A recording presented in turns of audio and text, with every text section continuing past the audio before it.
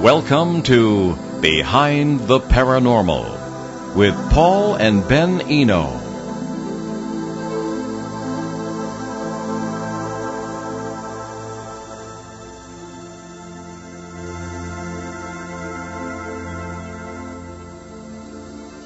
Who or what is the Kentucky Wildman? What is the mysterious Panther Rock? What is it that could rip the ears off a cow? Hey there, and welcome to the 238th broadcast of Behind the Paranormal with Paul and Ben Eno.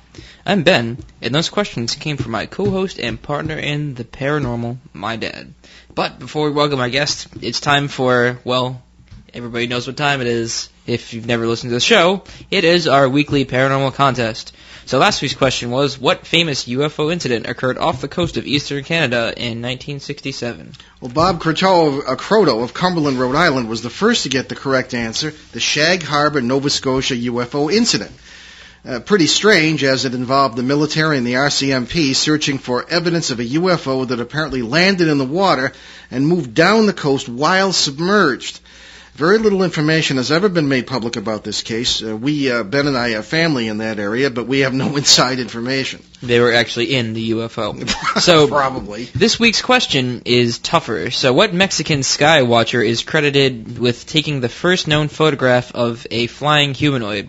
So get that right and win a copy of The Wildman of Kentucky, The Mystery of Panther Rock by tonight's guest. So call us locally at 401-766-1240 or nationally at 800-449-1240. If nobody gets the answer before the end of the show and you still think you have a shot, drop a line to me at ben@behindtheparanormal.com. Philip Spencer is an investigative researcher in the world of strange animals and paranormal activity. He is the author of the book and the DVD, The Wildman of Kentucky, The Mystery of Panther Rock, and has worked with Monster Quest on the History Channel. Philip has appeared on numerous radio shows worldwide and is the owner of Back River Productions, a multimedia company in Hampton, Virginia. Philip grew up in Anderson County, Kentucky. Quote, blessed or cursed with an insatiable curiosity for everything, his words, he has been seeking the answers to the mysteries of life, death, and the paranormal since childhood. A 30-year veteran investigator, he has amassed a huge number of case files from around the world, including ghosts to aliens to Bigfoot. And Bigfoot, of course, is one of his preferred areas of research. The Wildman of Kentucky, The Mystery of Panther Rock, is set in Philip's native Anderson County, where there have been many sightings of this creature. The narrative entails these sightings and much more, including what Philip believes is one of the most active paranormal places in the nation, also known as the Fraser Land. And no, we don't mean Frasier the show. Okay, I'll get into that later. And his websites include philipspencer.net and www.backriverproductions.com. I'll get more details on where you can get the book and DVD a little bit later. All right, so Philip Spencer, welcome to Behind the Paranormal. Thanks, guys. Great to be here. Oh, it's always a pleasure to have someone new on the show. So, Philip, who or what is the Kentucky Wildman? Well, the Wildman of Kentucky is a playoff on the word wildman. And the word wildman has been used for many, many years, even back into ancient times in Europe, as a word to describe Bigfoot, as a wild man. Now, I actually think sometimes this might have referred to feral people as a wild man, but the connotation in regards to Bigfoot is certainly there. I knew there was an explanation having to do maybe with feral ghost hunters, what we refer to them. Yeah, they're only from Kentucky, though.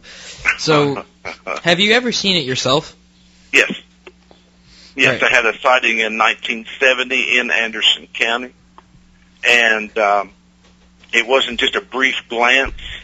It was a sighting that lasted minutes, and I had a very high-powered spotlight on the creature, and I watched it walk through a lowland river area. It's known as a river bottom. And it's when something like this happens and you see this creature, it certainly changes you forever. it just has an effect on you that's hard to explain. It's like you just can't stop wanting to know more. I'm way past trying to make anybody believe it exists. I don't care if they do or don't. I know it does. I'd just like to know what exactly, specifically, is this creature, and just know more about it, because it's very real. So how long has it been reported? Like, from what years? I think it was maybe in 1811, somewhere like that was one of the first reports. There was a Reverend I'm trying to think how you say his name, Elkaha Walker. 1840 was one of the earliest reports. And they've just consistently come in over the years, much more prevalent as the population increased, of course. And as the population increases, of course, I think the population of the Sasquatch depletes. Okay. Philip, can you describe, when you encountered this creature, what was the reaction of the creature to you? And how far away were you? I would say we were approximately 100 yards or so. Okay. And this is late at night. All right. We had a spotlight. We were looking through a valley. And it was, what was so strange about this, and I've told this before, of course, seeing this creature, this huge creature, just impacts a vision in your mind forever. But what really struck me as so odd was the field was full of deer. And the deer, when the creature turned to walk away, the deer just shuffled away. They didn't panic.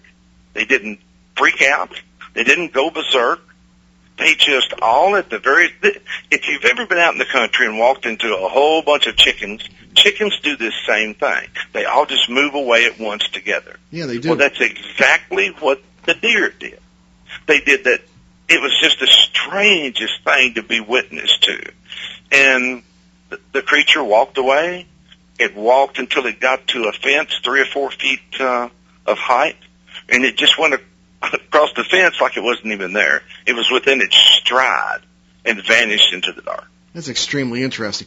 Now, 300 yards, I mean, you weren't exactly in the front seat together, but did you have, with your experience, you probably know what I'm getting at here, did you have any feelings of an electrical tingle on your skin? Did you have a moment of darkness? Did you know what I'm saying? What happened to you physically and psychologically? Well, no, from a psychological perspective, we were 100 yards or so away from it, not 300. And I'm sorry, you said about 300 feet. I'm sorry. Yeah.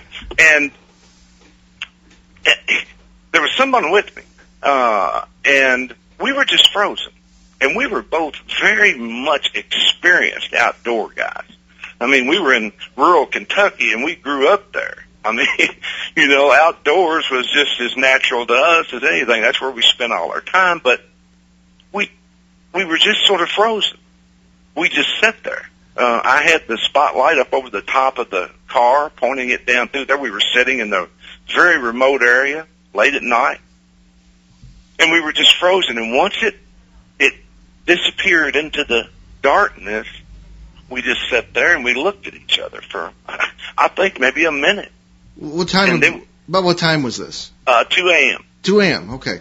About 2 a.m. Yeah. All right, and you saw the deer, I assume, so to speak, the deer in the headlights with the light you said you had on this creature. Right, that's what we were doing. That's how you saw the deer. We just loved to look for animals at night. Okay. That was just something we liked to do. We were just country guys out riding around at night, looking at animals and seeing what we could see. And this night, we certainly saw something that we never ever forgot. Okay. Did it make any sound? No. Okay. There were no sounds. However, being so you brought that up, several years later, in this same area, not 50 yards or so from where I had the sighting, there's an old rock road that we had named River Road. And there's very steep hills to the side, from the side of the road. And I had something happen there. And I can't say it was the same creature. To me, it was. But I had an encounter there that was not visual, but it was stunning as to what happened. I was just walking down the road, an old road going fishing, and all of a sudden a deer came down off that hillside. I've never, ever seen a deer so terrified in my life. It came burst. It was a huge doe, and it came down the hill. It burst across the road right in front of me. It jumped, 10 feet down into a field over a bank, and it ran across this field, huge field, where the creature I'd seen, actually, that was the location. When I last saw it, it was still running as it hit the river. And I thought, what has happened to that deer? And about that time, up to my right and up on the hill, I heard steps, but they were heavy steps. And I could tell it was a bipedal creature. Mm-hmm. I listened to the steps. And as I stood there, of course, my mind was going, what's going to happen here? That whatever that is big. I can hear it walking and thudding the ground. And anyway, I moved on down the road. I tried to see what was going on. It had come down before I got to this place. To make the story short, I did find a big log where it apparently had put its foot down and pushed that log as it came down the hillside, and apparently vanished back up a creek bed behind the little shack. I didn't see anything. I could not tell anything distinctly from the area where the log was pushed, but I know this. Whatever this was, absolutely terrified that deer. I mean, I remember the look in that deer's eyes. I was that close to it. It was a huge doe, and it was something big. One of the questions that might arise is, why was that deer frightened and the ones in the field when you saw the creature there? Assuming it was the same. Absolutely correct. I have thought about that so many times in my life. Why was that deer terrified? And here was at least maybe 30 deer within 10 feet of this creature, and they were just grazing and just kind of shuffled away. I've thought about that so many times. I mean, I'm a proponent of the idea that I think Bigfoot's an omnivore, but I think the deer are there, and you'll find that when the deer come into areas in the late fall, you'll get many more reportings, more sightings. So I think they do hunt the deer, but I don't know. I don't know why that deer was so terrified. Like I say, I didn't see the creature, but I always thought that's what it was up on that hill. Well, it might have been after the deer. I mean, that's what I think. Yeah. But like you say, why weren't those deer in that field absolutely terrified? Is it possible that Sasquatch could have actually just eased up in there? Could it be? It's hard to imagine something of this size, of being stealthy enough to ease up into 30 deer and be that close, and then, of course, all of a sudden a couple of guys riding around late at night hit it with a spotlight, and everything changes. Unless they couldn't see it. That's right. Unless they couldn't see it. I don't know. Believe me, I've put many hours into thinking about that. Yeah, I should imagine how, Philip. Yeah, absolutely. I did see, by the way, the trailer for the DVD that you could talk about a little bit later, and it's really very exciting. And there was a recording of a sound on that, which is really quite chilling. Can you tell us about? The Fraser Howl. The Fraser Howl. Okay. Yes, the Fraser Howl. That's what I called it. One of the areas out in the Fraser land is owned by a man that I refer to as the ex-farmer. There was so much unusual activity on his place. We found a 20-inch track, just so many things. That was the Bigfoot track then there was another very strange animal track found that was actually the catalyst for this whole project. But I left a very small recorder with him. We had been there filming, we did the movie, etc. But I left that with him, and it had a small omnidirectional mic that I'd bought to put on it. And I said, he lived in a cabin back off the road, had over 100 acres of land. And I told him, I said, if you hear something, grab this and record it. Well, a month or so later, that paid off. One night, he was outside and heard this just haunting, mournful howl. And he grabbed the little recorder and he recorded it. You can listen to that on my website, www.philipspencer.net or philipspencer.com. And it's the Fraser howl. And I've had it analyzed by some reputable individuals and institutions. And to this day, no one can say what made that. Wow. But I've had some of the strangest responses on other shows about this, where people said that their animals, when they played this, their animals actually went wild. You know, their cats, their dogs acted strange. But if everyone takes time to go to my page and listen to that, also try to do it with headphones late at night in the dark, you'll enjoy that. But listen to his dogs. And just remember this about these dogs. These are just old, rough, tough country farm dogs. They're not afraid of anything that walks the face of the earth. That's their house. That's their land, and that's the way dogs like that are. You come on their property. I mean, he had to put one of the dogs up when we were there filming for a week. That's just the way the dog was about people being around the property or anything. But when whatever this was starts, this howl, these dogs, he told me, the ex-farmer said he had never, ever seen them act like that. They just looked in that direction, and they kept tilting their heads and perking their ears up. And then on the recording, you can actually hear them whimpering a little. It's like he said the same thing. It sounds like they were confused. And this sound was, I think, 300 and so yards away, and 100 yards down into a valley is where the sound was coming from. It's definitely very strange sound. Really, yeah.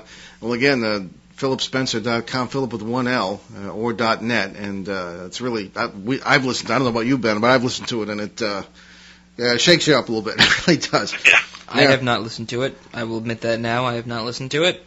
Because the only thing that I've listened to that's really creepy is probably the bloop, but that's about it. Oh, yeah, that's pretty strange, too. Well, anyway, Philip, obviously since 1811 hasn't been this one creature. I mean, that's, the Loch Ness paradox, Right. What size of population do you expect, would you expect should these creatures be located? Interesting question. I'm getting ready to write an article on that very topic. Dr. Melvin, he has speculated that there's 500 to maybe 750 of the creatures existing in North America, and I'm not sure if he included the Canadian provinces or so forth. But I personally think that that's very much in the ballpark, 500 maybe, or less. I see this as a creature who is in its demise. Just as with, people, the connotation in people's minds, the psyche that's been implanted by just the overall cumulative stories and tales of Bigfoot is a big, rough, outdoor animal. And I guess there's a certain perspective that would be true, but the fact of the matter is, I think this is a delicate creature that is very, very much environmentally sensitive. And as we encroach further and further into the wilderness, as we are going to do, we are truly, truly bringing this creature to an end.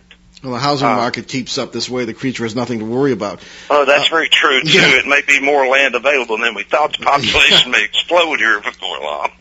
Well, that's it. So now we come to the classic. I'm sorry, Ben, you have anything to just speak up here, but now we come to the classic questions. Why no? Well, or maybe this is not the case. Why no hair? Why no droppings? Why no bodies? Is the classic Boggy Creek question? Where does the creature go? Well, the one thing about the hair and so forth, there has been some findings here and there with some kind of interesting DNA evidence and so forth. Now, as for why is there no body, I don't really have a trouble. There are some aspects of that. At one time, I think there was a flourishing population, and I do have to wonder if there was at that time, though, I think you have to realize there probably wasn't that many of us around. Native Americans, yes.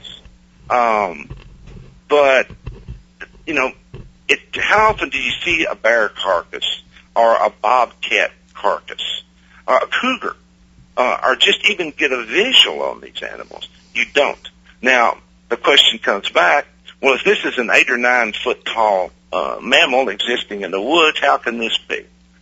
I have to say that that's a valid question.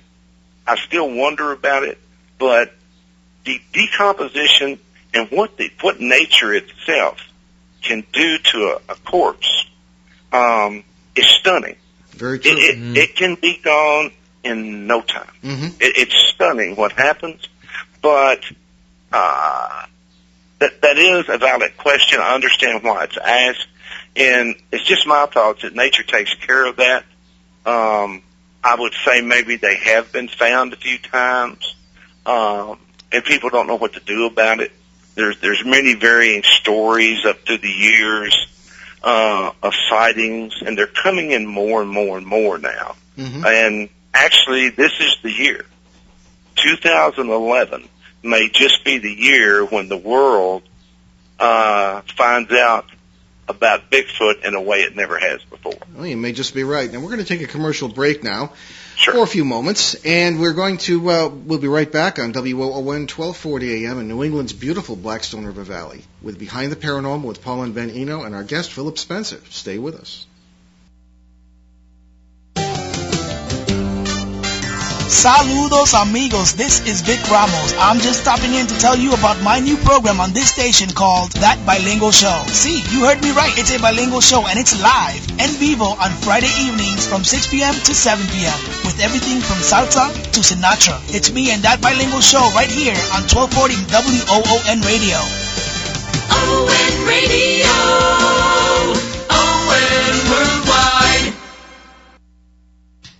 Okay, and before we get back to our guest, I just wanted to remind you that e-books are becoming an attractive alternative to expensive printed books, magazines, and newspapers. And your best deal in e-books is the Amazon Kindle e-book reader. You've probably heard about that. It's now priced as low as $189. It used to be, $495 or something when it first came out. You can get over 900,000 books, newspapers, and magazines electronically delivered right to your fingertips. No more shipping charges, no more $4 a gallon drives to the bookstore, no more bulky and environmentally unfriendly packaging to get rid of, and read the books you love for as much as half the cost of the printed editions. Books available on Amazon Kindle include 4 of my own books, and they include the popular Footsteps in the Attic, which at the moment is not available in stores until it's reprinted later this year, Turning Home, God, Ghosts, and Human Destiny, Faces at the Window, and Under My Historian's Hat, Rhode Island, A Genial History, which I co-authored with Emmy Award-winning TV journalist Glenn Laxton. So check out Amazon Kindle and the Amazon Kindle store at Amazon.com today. It's a great Mother's Day gift, Amazon.com. Oh, yeah, that's right. It's Mother's Day next weekend. Yes. We should watch The Legend of Boggy Creek for Mother's Day. Oh, well, Mom would love that. Oh, yeah. Anyway, we are back Behind the Paranormal with Paul and Ben Eno on WOON 1240 AM and ONWorldwide.com. And we're talking with Philip Spencer, filmmaker, author, Renaissance man in the paranormal here, and also we're talking specifically about the Wildman of Kentucky, Sasquatch appearances in that marvelous state, which we visited a few years ago. A while back. Jonathan complained there were They too were many not- horses. So they made the horses wear. No. They made the cows wear horse suits. Is that true, Philip? Only on late night Saturday night. No, I see. Okay, so I wanted to get back. Let's go a little deeper now into this question. Let's start with the question. Tell us about Panther Rock. Panther Rock is a cave that's located in Anderson County, Kentucky. And it has a fascinating history. There are many tales associated with it that are somewhat of the paranormal nature.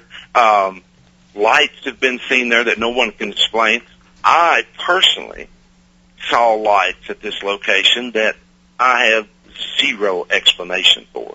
Never seen anything like it in my life. But it just seems that all these events that go on out in the Fraser land happen around this cave in some regard. Now, there's also the other side of that coin. One could say, well, geographically speaking, if you work things right, everything could happen around a certain specific geographical location. But with the long history and mysterious nature of this cave, the sightings of all these different types of animals, upright walking wolf-like creatures, a 700-pound cow attacked and its ears ripped off to the bone, and its eye ripped out and its back shredded. The events on the ex-farmer's land, and to this day, I have active cases pouring out of this area, and there's been 11 sightings of Bigfoot in the Anderson County area, and so the cave is absolutely gorgeous. Well, it's on private property, and the owners would prefer people to not go back there, and that's understandable. But it's a fascinating and mysteriously alluring place. Okay, what we're getting at here is that at least our paranormal work is kind of unusual. We base it on the multiverse theory. All our listeners are very familiar with that concept at this point. They ought to get. They'll be able to recite every show we've ever had on the multiverse, like by heart. Yeah. So the idea is, and it's not just us who thinks this, that it is one possibility that these are interdimensional creatures, which would explain, at least to some degree, why you might not find artifacts, so to speak. Do you have, and the very idea that you have so many different kinds, seemingly unrelated paranormal phenomena going on around the Panther Rock area, the cave area, has that ever occurred to you as a possibility? Oh, absolutely. I am a proponent of multiple dimensions. Okay. I've followed the work of Michio Kaku and others who work in theoretical physics, and Kaku has actually shown mathematically, in a theory and not a hypothesis, that multiple dimensions are very real. Oh, yeah. And so I have given that thought, but I'll also be honest about this. I try not to use that theory as an excuse or an easy way out. I hope that makes sense. That's a good point. Yeah. The creature that I saw was flesh and blood. That's my thoughts on the creature I saw. But those lights that I saw coming out of that cave, I have no explanation for what was going on there. It made zero sense. There was no logic to this. And so, is this just a handy explanation that all these creatures are coming through a portal? Well, honestly, guys, it could be. I mean, I'm not one to close doors. I'm not going to shut down. I sit and listen to reports constantly, and I take what people say seriously, and they can tell me the craziest thing that's ever been told in the world, and I'm not going to laugh at them or shun them or turn them away. I'm going to just listen to what they say and take it in. And so to me, the dimensional properties and aspects of something like this, they're viable to me as anything else. Mm-hmm.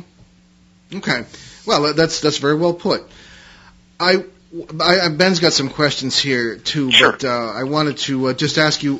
You refer to yourself, unless I'm mistaken, as a Fortean misfit. Now, let me just explain.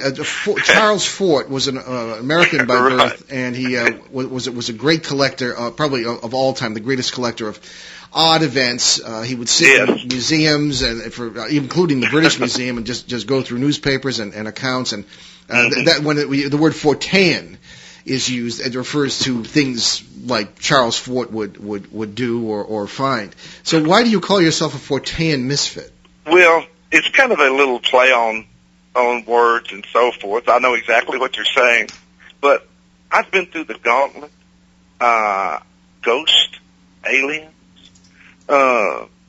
cryptic creatures, the odd, the strange, the unusual as far as humans and human nature.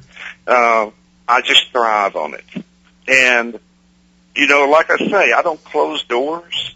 The unusual and eclectic are just as normal to me as daylight and nighttime. Mm-hmm. I just thrive on that. I have a very curious nature. And so I'm somewhat of a misfit in this. You'll find a lot of people are locked into one thing and they stay with it, but not me. I'm good to go on whatever comes along. we appreciate that. Okay, Ben's got a question, I guess, here. Okay, so what other Sasquatch reports are from Kentucky besides the ones you mentioned? Oh, goodness, Ben. There is, in my DVD and in the book, you can read about Lynn Hutton. He and his son were walking back a old road there in Anderson County, and all of a sudden, 15 feet or so in front of them, this creature walks out of a little cedar wood. It's called a cedar thicket, and stops. I mean, this is one of the most compelling stories and accounts that anyone is ever going to hear about a sighting of Bigfoot. They froze. They looked at each other, and the creature, this is what got me about the story. The creature walked backwards into the cedar thicket. It didn't panic, didn't freak out. It just walked back. And Lynn Hutton and his son just turned and left, 15 feet away. They described it as having long, matted hair, large creature.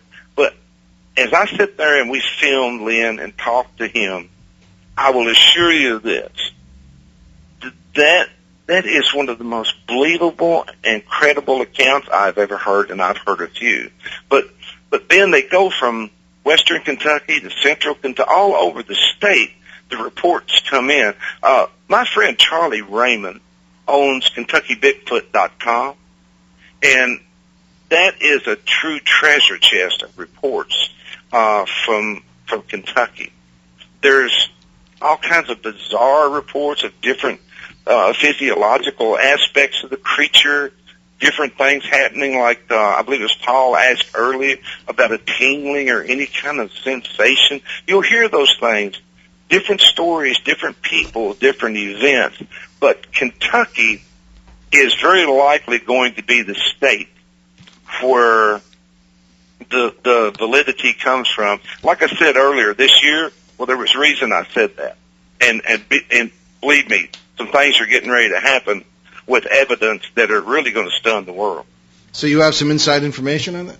I don't know if it's actually that. I have a lot of information I can't really talk about, unfortunately. But there is a project that's getting to be released, hopefully soon, that is going to have some of the most amazing footage ever seen. There's also images that are getting ready, hopefully, to come out of Kentucky that are going to stun the world. These are just amazing images from what I've been told. So it looks like this, and there's also other images that are getting ready to come out that I'm aware of. I think that we're going to see a lot of just amazing evidence as far as visual and so forth, but on the other side of that coin, unfortunately, probably for the creature, itself, nothing's probably going to convince people until there's a body or a live capture. I'm not about, and I'm just not about either of those. Yeah. I don't have any trouble in capture, examine, analyze, get all the information you need, release, and let this magnificent creature go back to where it belongs. But unfortunately, I have a bad feeling about that. Yeah, I tend to agree. Yeah, it'd be like E.T. all over again. But real quick, have you ever done any research into like the Native American view of Bigfoot? There's different stories and mentioning of that. I think you would have to go out into the western part of the country.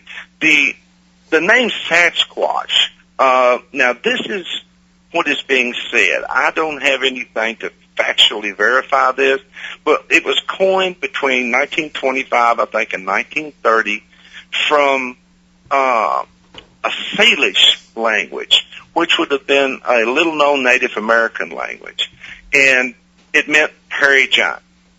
So that's kind of where they're saying Sasquatch came from. There's other terms, but you can look at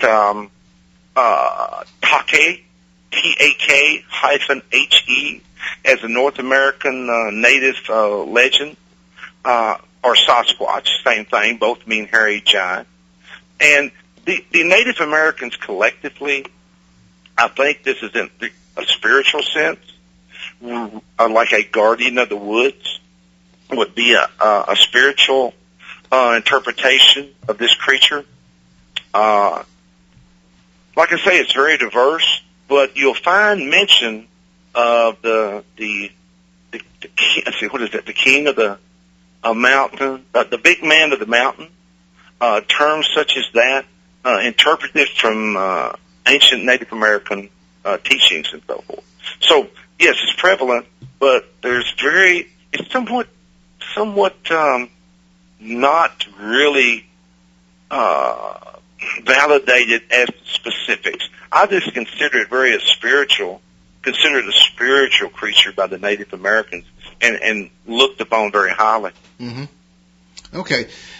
What about families of big? Have there been any reports in Kentucky or anywhere else of families or a culture that they might have interaction among themselves? What have you learned about that?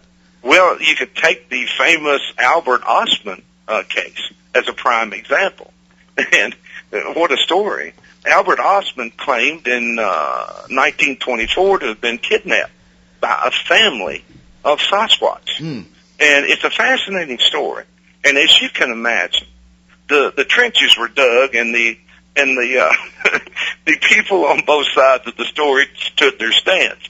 Some declare it to be an absolute, just total nonsense, and others believe it's very factual. But it was a male-female, a young male, and a young female. And I've heard other stories of family units. I've actually got a case where another man claims to be kidnapped by Sasquatch. But the family units, yes. I'm trying to remember, there was a story many years ago where a family was throwing rocks at some loggers. I believe that was maybe Washington State or Northern California. I'd have to just look that up real quick, but I believe I'm correct on that. But yes, it seems as though the family unit is part of this creature's existence, and I don't know about a group, multi-group family units. I just don't know about that. That's interesting to think that if the population was very, very large, that would almost been a necessity, because that would seem to be something that a creature like this would be likely to do. Okay. Well, that certainly makes sense. Well, as this information comes down and as more can be revealed, I hope you'll consider doing so on this show, or at least some of it. Oh, absolutely. Anytime. We'll be in touch. Okay, Ben, do you want to broaden out the discussion a little bit here? Okay. So, what research have you done on UFOs? Yeah, some people relate UFOs to Bigfoot. I don't know if you do. Well, there are some cases out there where somebody said there was a UFO sighted, and then we saw Bigfoot. And I think that's just about the extent of it, and there have been several, and I don't think there's anything really correlating that. I have been an avid UFO researcher for so long I can't even remember how long. It's just been something that fascinates me. I have really been involved online for years and years. Every story that came up, I was really involved in the Serpo, Project Serpo, when that phenomena hit the world. What was that about? Oh, that was about an exchange program between our planet and Zeta Reticula. It was, just look up Project Serpo for everybody listening, and if you've got a couple of years that you don't have anything to do, you could read about that. It was mind-boggling. It was just unbelievable. But I was a coast-to-coast fanatic with Art Bell, and so as anybody that has been down that road, everything that came up, I couldn't get enough information on. Anything in Kentucky that came up, and I had some just really, really strange sightings in Kentucky of a UFO that seems to be a recurring event of these red lights that form a triangle and move through the sky. I actually saw that. Mm-hmm. And like I say, it's just been a fascination. I've just consumed, and I still do. I still do read everything I can about it. I'm not as active in that community. That when you get into the UFO study world, I told somebody this not too long ago that asked me to become involved in a major TV venture into the world of UFO study. And I said, well, I'll tell you, it's very complicated, and it's also very dangerous, and it is, because you're going to get into areas where there's groups and organizations that don't want you looking. Tell us about it. Yeah, you're right. That's a fact. Yeah. Yeah. Yeah. We did, as you may know, I don't know, we did 16 hours on the air on CBS and on an internet station with Nick Pope and Major, I should say, Colonel Charles Halt and all the people from the Rendlesham case about the Rendlesham case on the occasion of its 30th anniversary. And we had all sorts of bizarre things happen to us and around us. Yeah, I have too. Yeah, exactly. Yeah, I got to digging a little bit too deep in the wrong places. And next thing I found out, there was people looking at me. Yeah, there are certain people. Ghosts, they don't seem to mind. We talk about that, we don't have any problems. We get into some of these. I don't have to tell you. You know exactly what I'm talking about. All kinds of weird interference. I know exactly what you're talking about. And it's almost as if they're trying to draw attention, because the interference is so obvious that it can't be ignored. I don't know. I don't know what your feelings are on that, but unfortunately... Well, I firmly believe that there are... Let's see, what would the term be to use here? There are organizations, let's say, that monitor the research, and if you start looking in the wrong place, they're going to give you a little hint to go someplace to look. That's well put. That's about it. So, Ben, what's... Okay, so how about ghosts and poltergeists? Have you done any research on that? Oh, yes. Oh, a great deal. I used to be a tenacious ghost hunter. Oh, guys, sometime if you're going to have a ghost story show, give me a call. Oh, yeah, well, it happens now and then. Yeah, but that is just like another thing. I'm just totally captivated by it. If I used to hear any story, if somebody said, well, did you ever hear about these people that saw this? I was there as quick as I could get there. And this was in the Kentucky, in central Kentucky area. But I have absolutely encountered apparitions, and perhaps maybe the biggest encounter I've had of all time. I've been face to face with evil, and I mean pure evil, and that really made me sit back and rethink a lot of things. It's a long story. It's a story that people never forget once I tell it. But as I say, guys, I went into a house that I'd heard about, and the next day when I went back to do a second trip there, at night, I went face to face with pure evil. Yeah, we've been there, done that. Yep. Yeah, we've all done that. Absolutely, yeah. But you have to. It's not a matter of just coming face to face. It's knowing how to deal with it as well. And with 30 years behind you, you probably know for sure. Yeah, I did. Yeah. Well, Philip, tell us about your book and DVD and where people can get it. Oh, and before you do, let me just remind readers that if you go to our website, behindtheparanormal.com, there is a link to the Talking Points page, and right on the top for this show is some information about Philip's book and about him. So you can look at that. But Philip, tell us where people can get the book and the DVD. Okay, sure will. Well, you can go to my website, which is philipspencer.net or .com, and that's Philip with one L. And there's links there to Amazon.com or Barnes & Noble. And if you just go to any search engine, you put my name in with the word Bigfoot, or you put in the title of the book, The Wildman of Kentucky, The Mystery of Panther Rock. There are numerous outlets where you can get the book and the DVD. And it's a lot of people could think the book maybe just be about Bigfoot and the DVD, but it's not. There is just a plethora of strange incidents going on in this area, and you'll get to not only on the DVD, you'll see the people's testimonies, and in the book, you can read about the specifics and historical aspects of the area and all the cases going on. And like I say, guys, I've got active cases in this area now that are just as strange as these others. And I expect that to be ongoing, and there's a chance that I may return to the Fraser land with cameras in hand. Ah, well, very good. Well, Philip, it's been delightful to have you. We're definitely going to have you back, and we'll expand on some of your other paranormal ideas as well. And as I say, I hope you'll consider us when the big revelations come down about Bigfoot. And thank you so much.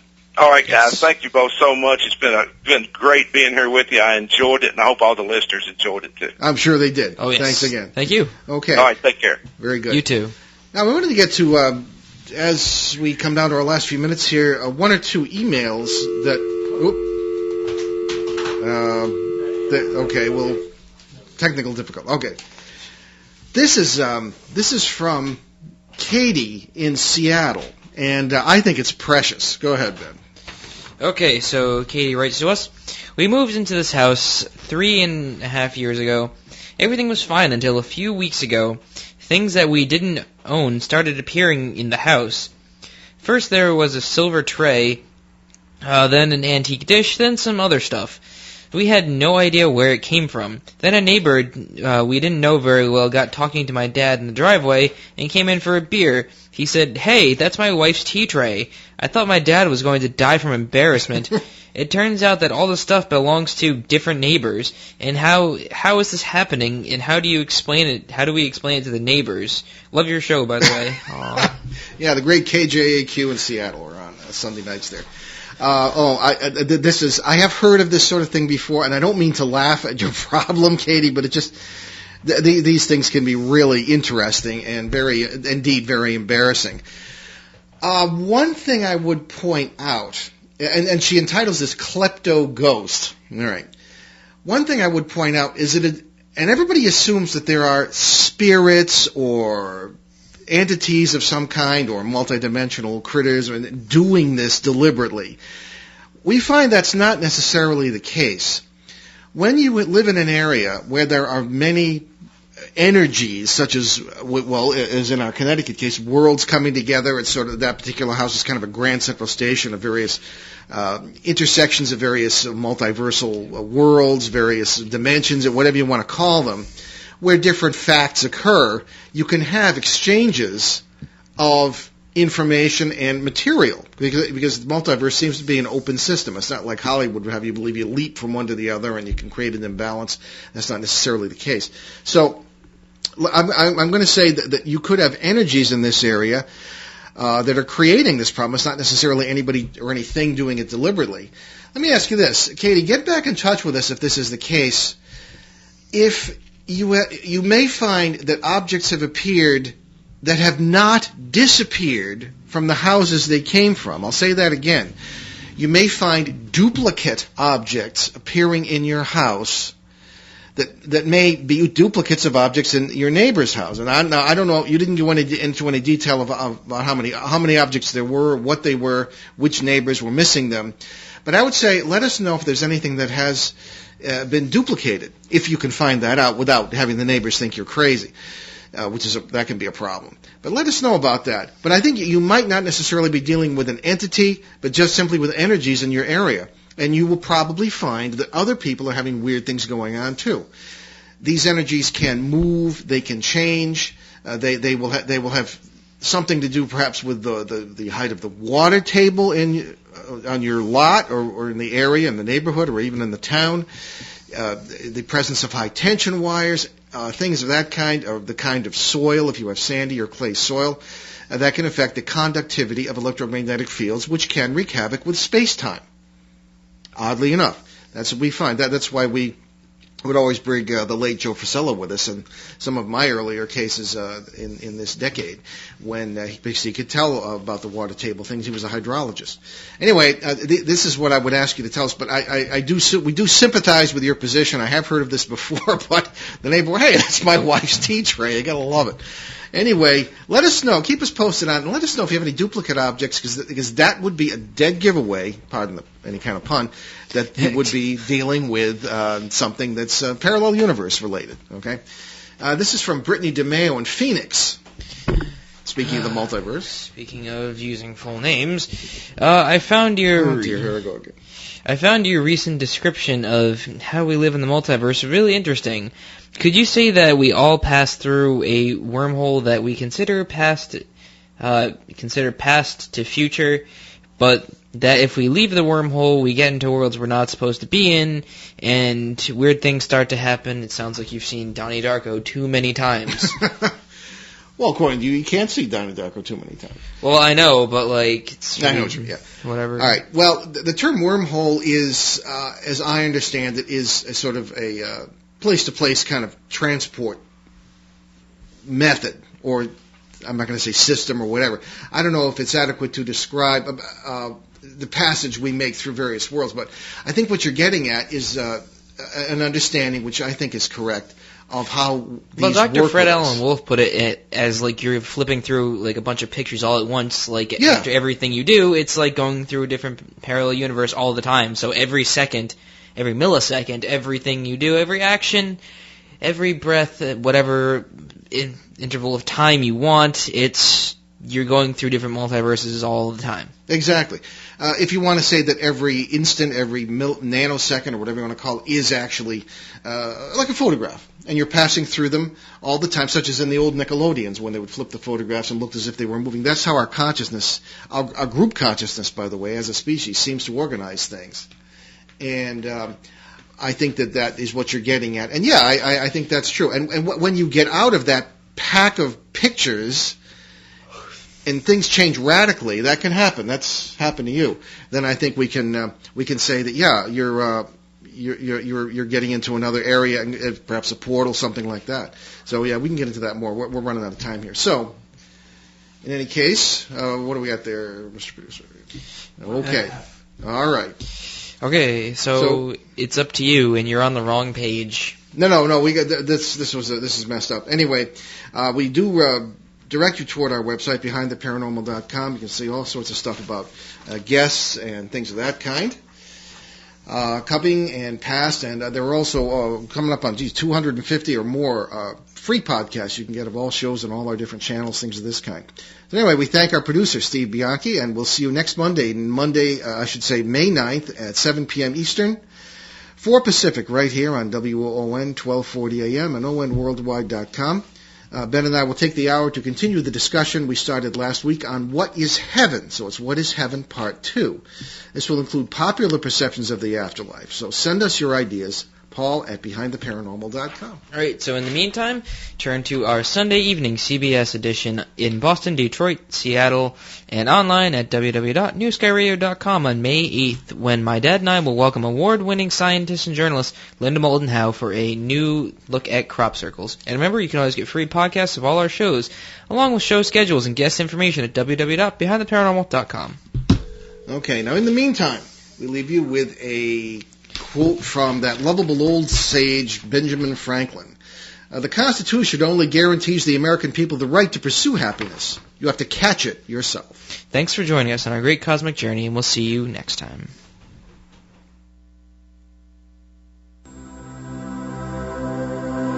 Return to this radio frequency 167 hours from now for another edition of Behind the Paranormal with Paul and Ben Eno.